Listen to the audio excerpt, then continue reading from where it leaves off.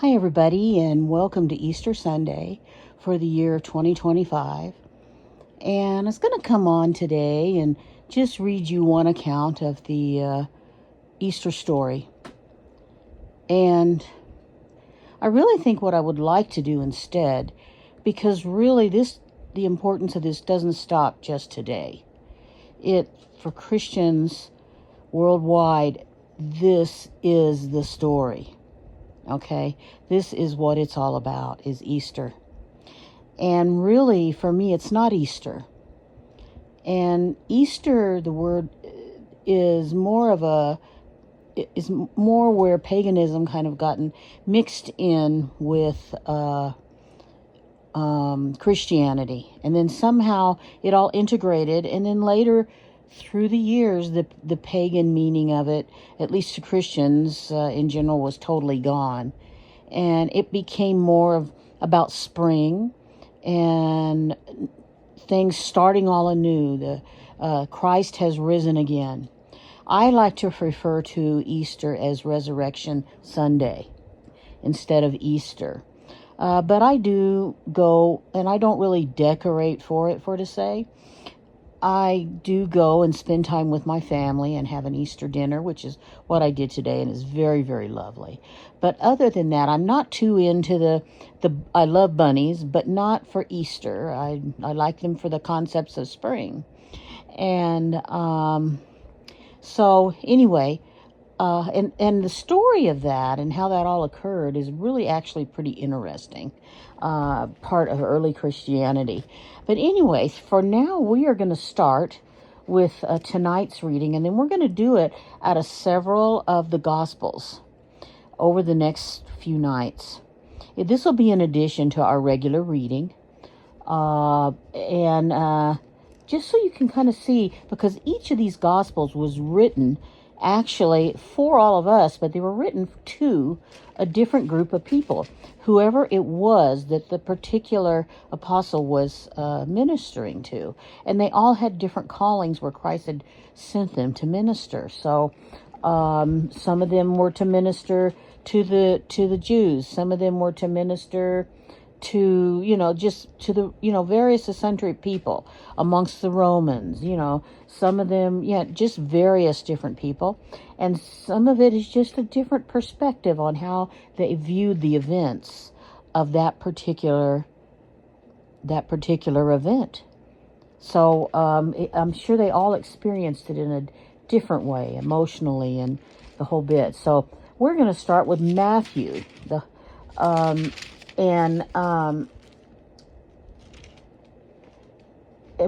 this is going to be in Matthew 26:28.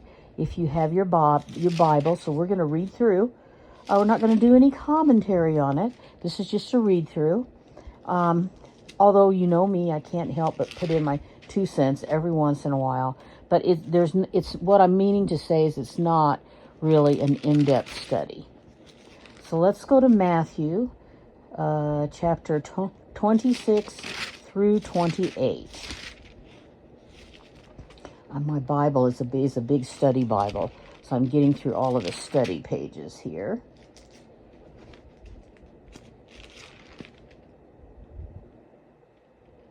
Okay.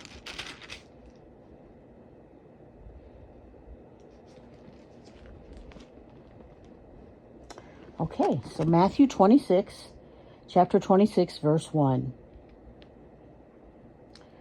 And it came to pass when Jesus had finished all these sayings, and he was just giving them some teachings in the previous chapter. He was doing some teaching with his disciples.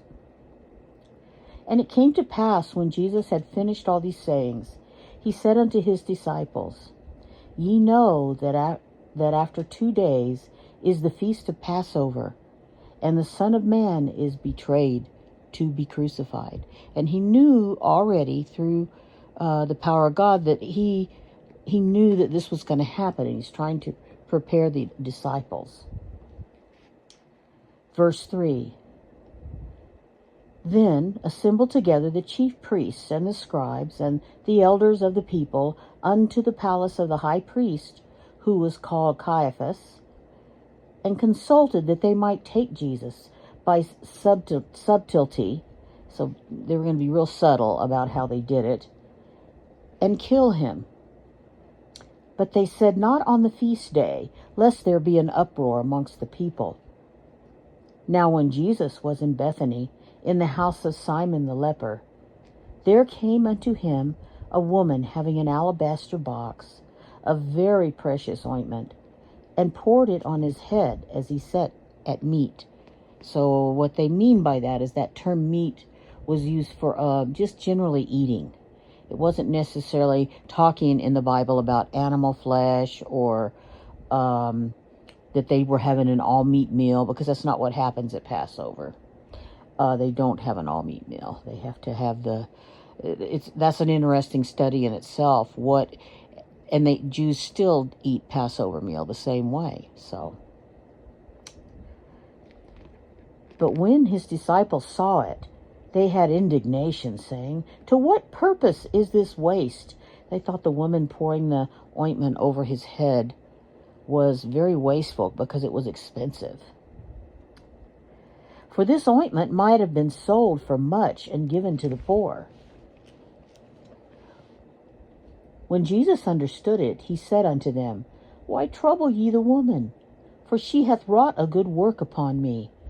For ye have the poor always with you, but me ye have not always." And once again, he's talking about his impending death. "For in that she hath poured this ointment on my body, she did it for my burial. Verily I say unto you, wheresoever this gospel shall be preached in the whole world, there shall also this, that this woman hath done, be told for a memorial of her." Verse 14. Then one of the 12, called Judas Iscariot, went unto the chief priests, and said unto them, "What will ye give me, and I will deliver him unto you?" And he's talking about Christ. So Judas, one of the 12 disciples, is now being traitorous to Jesus.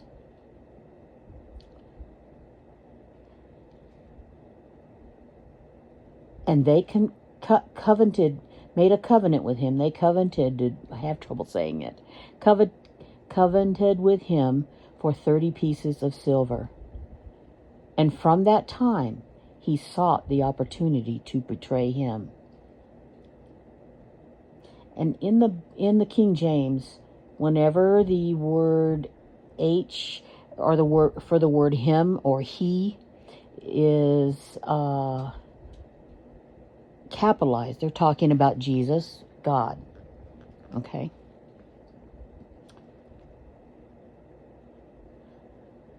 So verse 17. Now the first day of the feast of unleavened bread, the disciples came to Jesus, saying unto him, "Where wilt thou that we prepare for thee to eat the Passover?" And he said, "Go into the city to such a man, and say unto him, The master saith, My time is at hand. I will keep the Passover at thy house with my disciples." And the disciples did as Jesus had appointed them, and they made ready the Passover. Now, when the even was come, he sat down with the 12. So when the evening had come, and as they did eat, and as they did eat, he said, "Verily I say unto you that one of you shall betray me." And they were exceedingly sorrowful, and began every one of them to say unto him, "Lord, is it I?" And he answered and said, "He that dippeth his hand with me in the dish, the same shall betray me. The Son of Man goeth as it is written of him. But woe unto that man by whom the Son of Man is betrayed. It had been good for that man if he had not been born." Then Judas, which betrayed him, answered and said, "Master, is it I?" He said unto him, "Thou hast said." And as they were eating, Jesus took bread and blessed it, and brake it, and gave it to the disciples, and said, "Take, eat, this is my body." And he took the cup and gave thanks,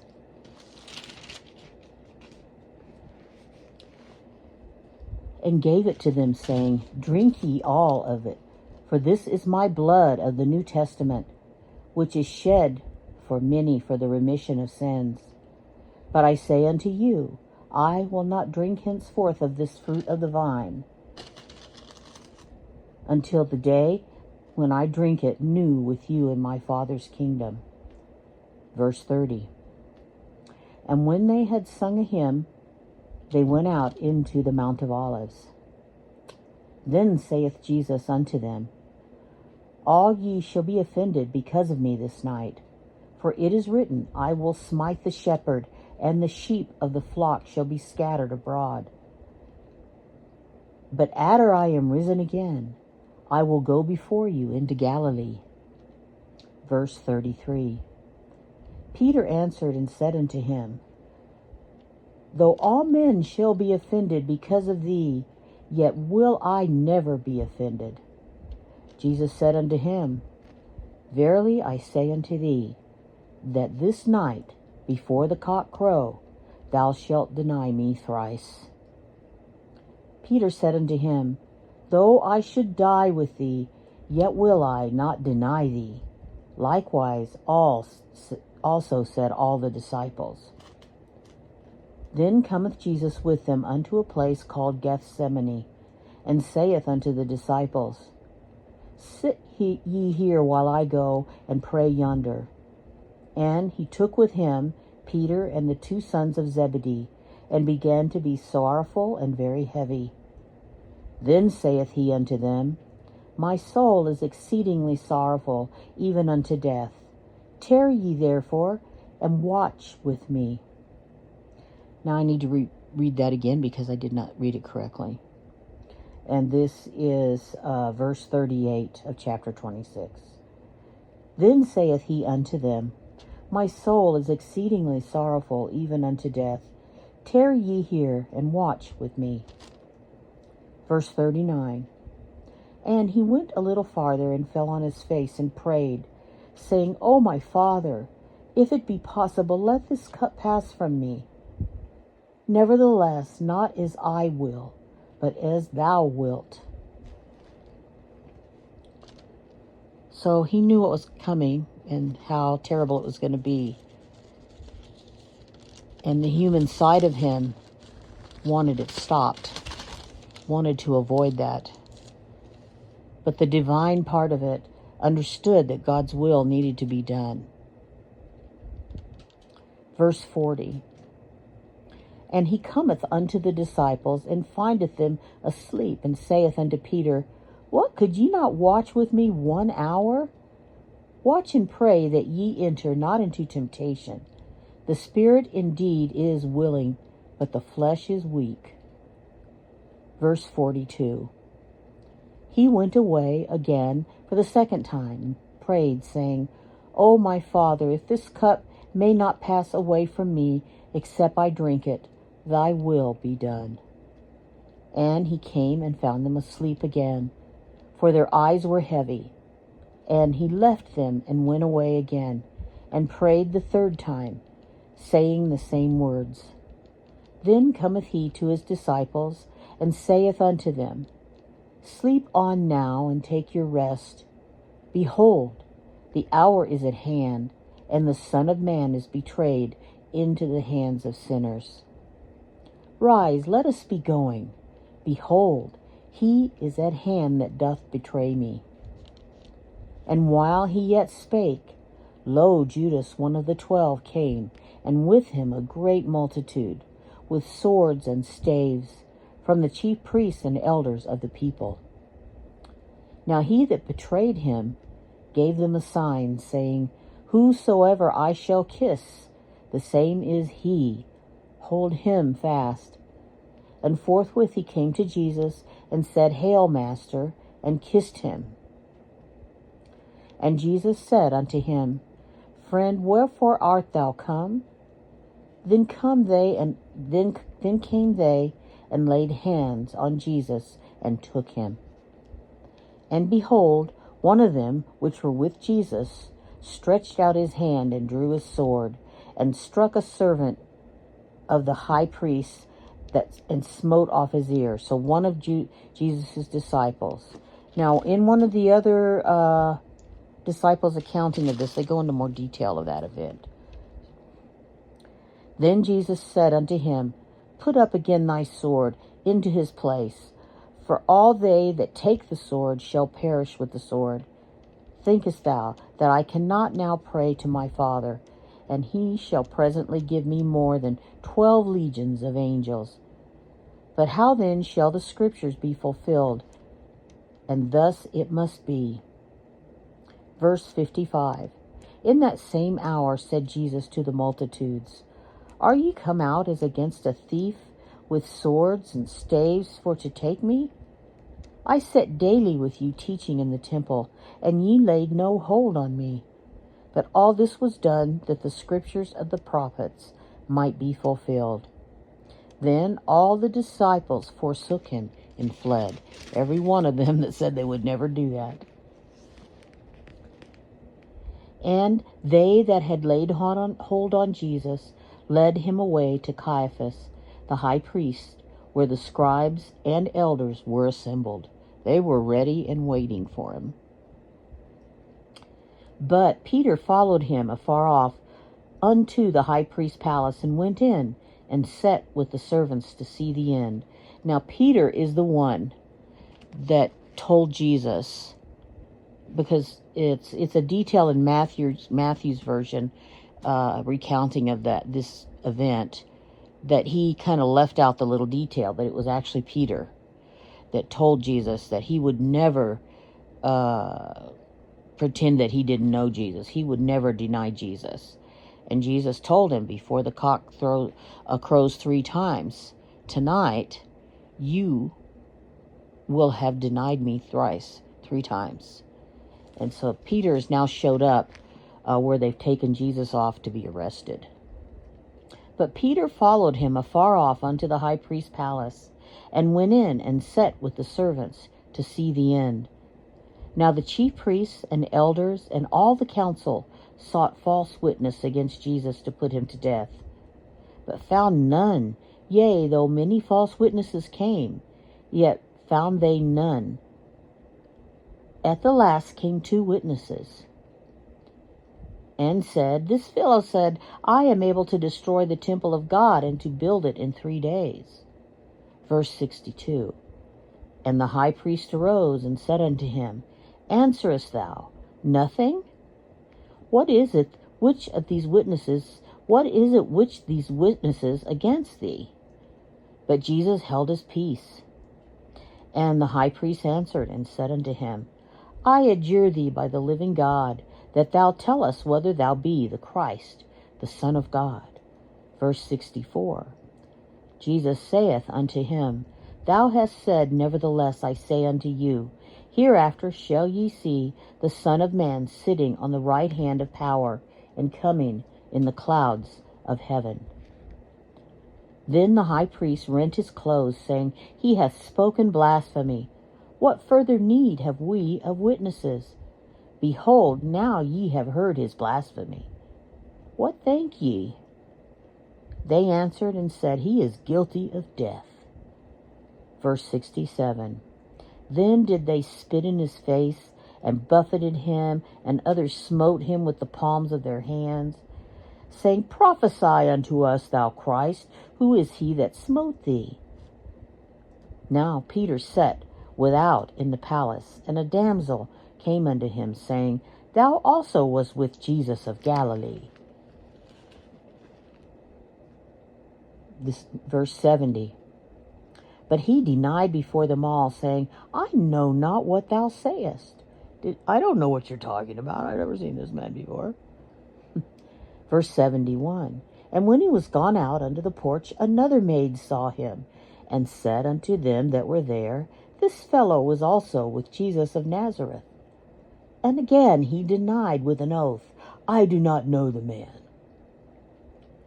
And after a while came unto him they that stood by, and said to Peter, Surely thou also art one of them, for thy speech betrayeth thee. Then began he to curse and to swear, saying, I know not the man. And immediately the cock crowed. And Peter remembered the word of Jesus, which said unto him, Before the cock crow, thou shalt deny me thrice. And he went out and wept bitterly. Chapter 27, verse 1. When the morning was come, all the chief priests and elders of the people took counsel against Jesus to put him to death. And when they had bound him, they led him away and delivered him to Pontius Pilate the governor. Then Judas, which had betrayed him,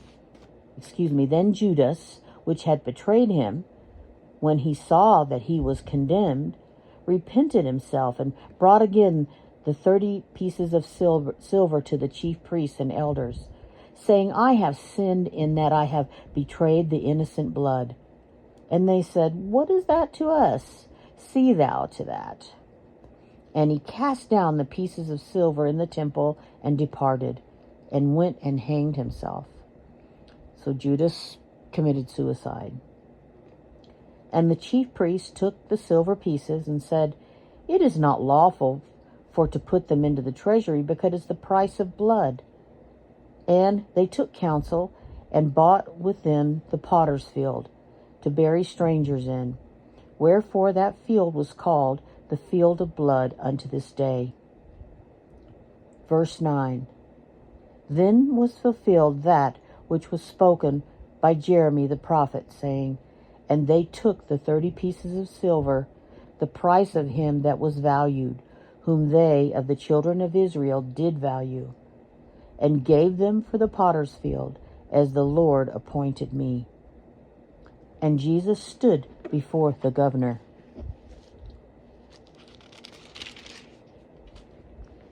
And the governor asked him, saying, Art thou the king of the Jews? And Jesus said unto him, Thou sayest. Verse 12. And when he was accused of the chief priests and elders, he answered nothing.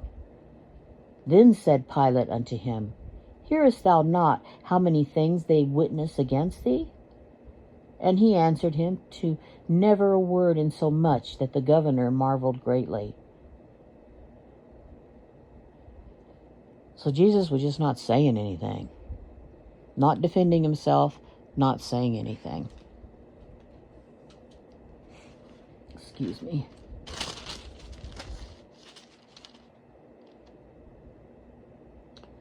Verse 15.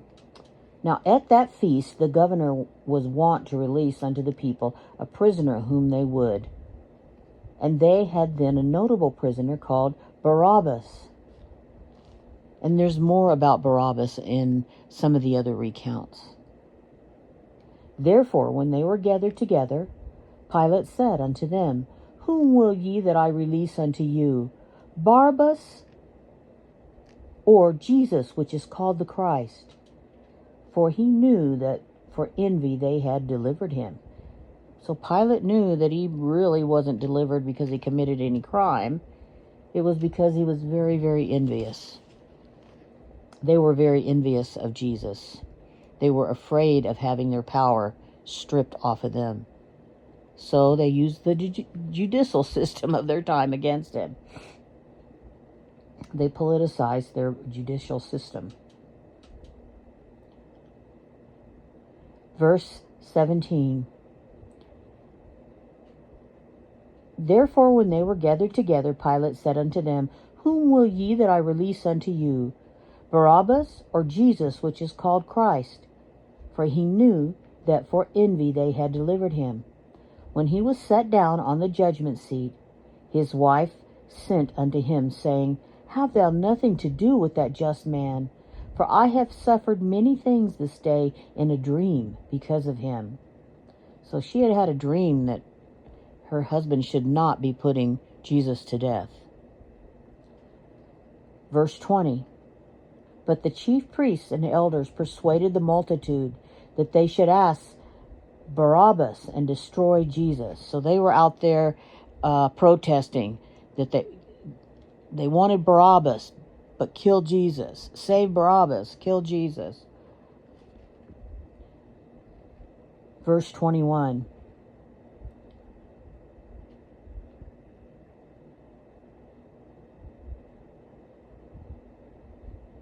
The governor answered and said unto them, Whether of the twain will ye that I release unto you?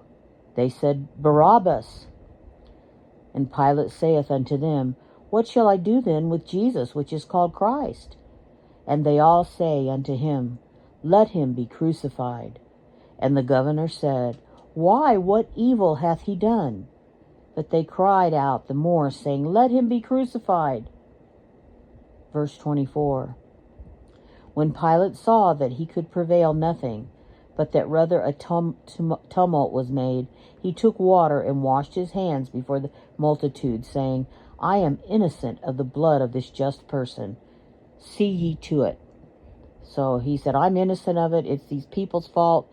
And he commanded his men to go ahead and start getting him ready to be crucified. Then answered all the people and said, His blood be on us and our children. Yeah, that's what happened. Verse 26. Then released he Barabbas unto them, and when he had scourged Jesus, so he beat him with whips, he delivered him to be crucified. Then the soldiers of the governor took Jesus into the common hall, and gathered unto him the whole band of soldiers, and they stripped him. So remember, Pilate already had him beat right there already just then.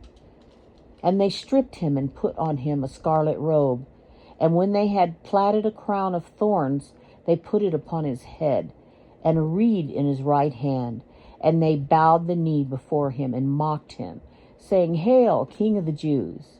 And they spit upon him, and took the reed and smote him in the head. And after that they had mocked him, they took the robe off from him, and put his own raiment on him, and led him away to crucify him. And as they came out, they found a man of Cyrene, Simon by name. Him they compelled to bear his cross, because Jesus was getting pretty weak from all the beating by now. And when they were come unto a place called Golgotha, that is to say, a place of a skull, they gave him vinegar to drink mingled with gall, and when he had tasted thereof, he would not drink. And they crucified him, and parted his garments, casting lots, that it might be fulfilled which was spoken by the prophet. They parted my garments among them, and upon my vesture did they cast lots.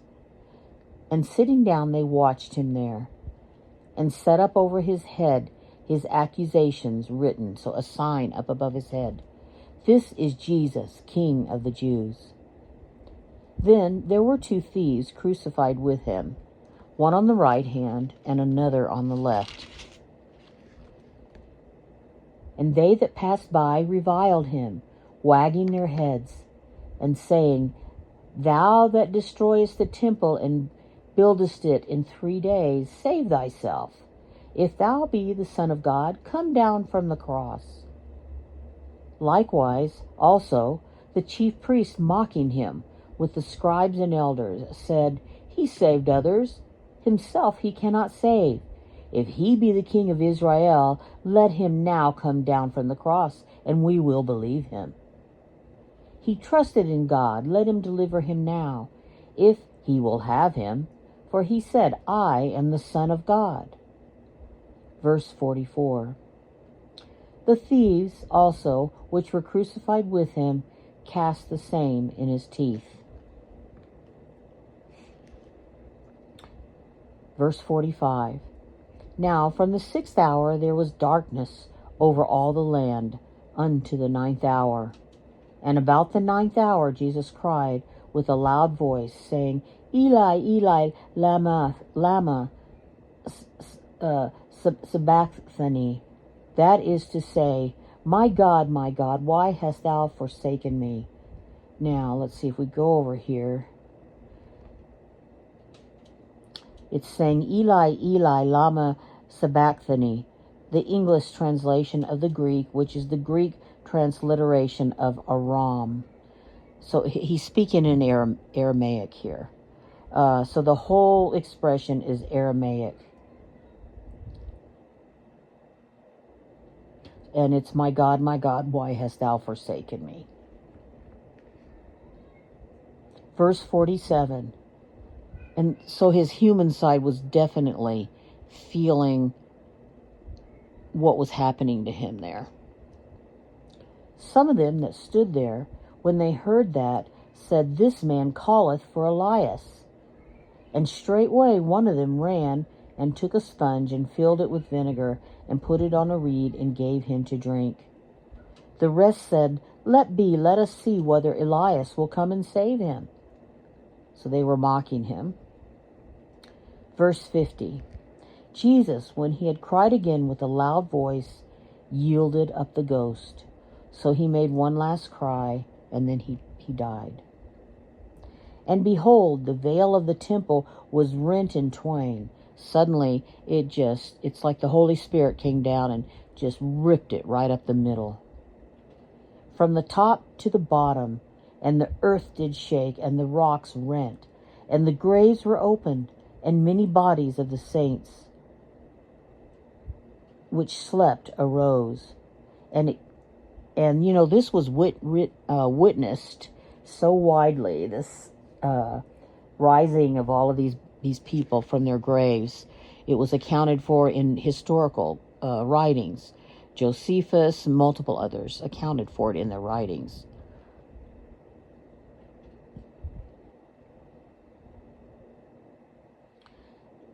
And came out from the graves after his resurrection. And so this is continuing on talking about the people, the rising out from their graves. And they came out from their graves after his resurrection and went into the holy city and appeared unto many. Now when the centurion and they that were with him watching Jesus saw the earthquake and those things that were done, they feared greatly, saying, Truly this was the Son of God. And many women that were there beholding afar off, which followed Jesus from Galilee, ministering unto him, among which was Mary Magdalene, and Mary the mother of James and Joseph, and the mother of Zebedee's children. And when the even was come, there came a rich man of Arimathea, called Joseph, who also himself was Jesus' disciple. There's really some interesting stories about Joseph of Arimathea out of books and historical writings from people of that time. He's still speaking of Joseph of Arimathea here in verse 58. He went to Pilate and begged the body of Jesus. Then Pilate commanded the body to be delivered. And when Joseph had taken the body, he wrapped it in a clean linen cloth, and laid it in his own new tomb, which he had hewn out in the rock. And he rolled the great stone to the door of the sepulchre, and departed. Verse 61. And there was Mary Magdalene and the other Mary, sitting over against the sepulchre.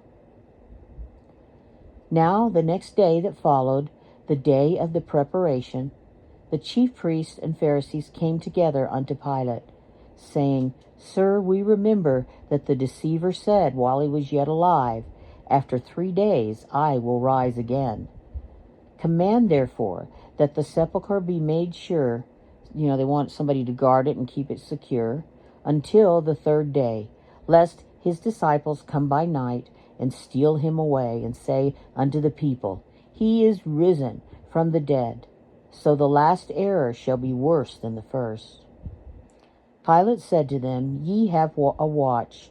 Go your way, make it as sure as ye can. So they went and made the sepulchre sure, sealing the stone and setting a watch. Chapter 28. In the end of the Sabbath, as it began to dawn toward the 1st day of the week, came Mary Magdalene and the other Mary to see the sepulchre. And behold, there was a great earthquake. For the angel of the Lord descended from heaven and came, rolled back the stone from the door, and sat upon it.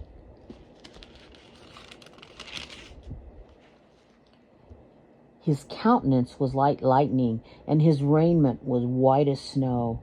And for the fear of him the keepers did shake, and became as dead men. So all the guards. And the angel answered and said unto the women, Fear not ye, for I know that ye seek Jesus which was crucified. For he is not here, for he is risen. As he said, Come see the place where the Lord lay. And go quickly and tell his disciples that he is risen from the dead. And behold, he goeth before you into Galilee. There shall ye see him. Lo, I have told you. And they departed quickly from the sepulchre with fear and great joy. And now they're talking about the two Marys. They departed quickly from the sepulchre with fear and great joy, and did run to bring his disciples word. And as they went to tell his disciples, behold, Jesus met them, saying, All hail! And they came and held him by the feet and worshipped him.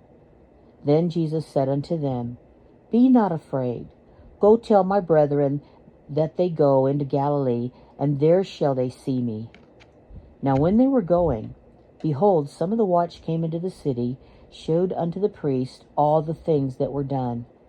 And when they were assembled with the elders, and had taken counsel, they gave large money unto the soldiers, saying, Say ye, his disciples came by night, and stole him away while we slept.